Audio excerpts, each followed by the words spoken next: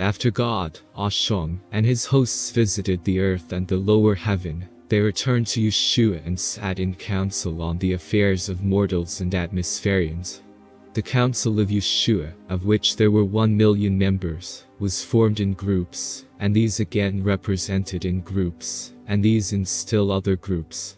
Consequently, a group of 1,000 had one speaker, who became the voice of that 1,000. Of these speakers, 100 had one voice in council, and of these, 10 had one voice before God, Oahspe, and he, Oahspe, was the voice of the whole, and Yeshuah was his voice. Thus the whole council was represented in all its parts. One got over 10 speakers, each chosen from 100 speakers, each chosen from 1,000 members, and thus, yielding 1,000,000 members in totality. And this was the manner of proceeding. God, Oahspe, commanded the subject, the council deliberated in thousands, and each speaker became aware of the voice of his group. Then these speakers assembled in groups of 100 and deliberated, and each of these groups again centered into one voice, and 10 of these had one voice before God. Thus it came to pass that the decrees of God were both the wisdom of men and of Yeshuah. From this sprang this saying, when God said this, or God commanded that, it was the word of Yeshuah expressed by men and angels.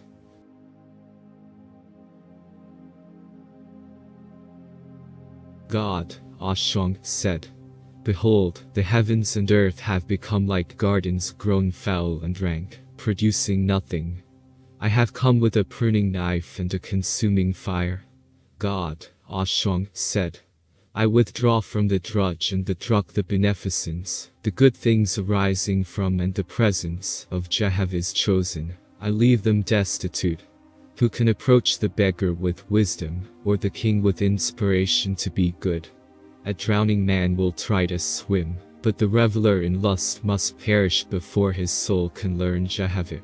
It is better to labor with a child from infancy, and then to maturity, to teach it rightly, than to strive with a score, or a 20 count of conceited adults, and fail to redeem one.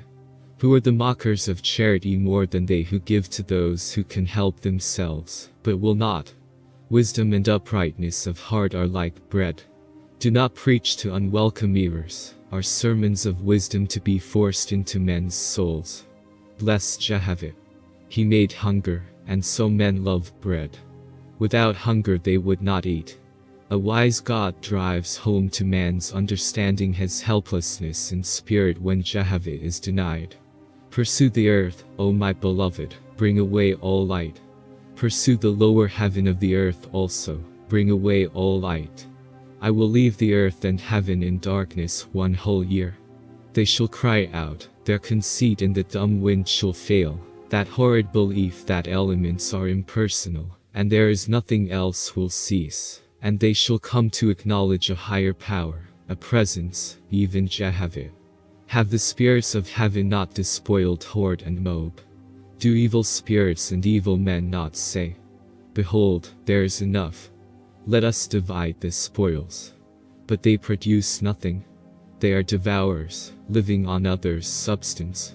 The Great Spirit made man to exert. By exertion he grows in wisdom and strength. They seek ease and comfort, helpless and more helpless they fall. They are on the road to everlasting destruction. Happy is the God who can arouse them.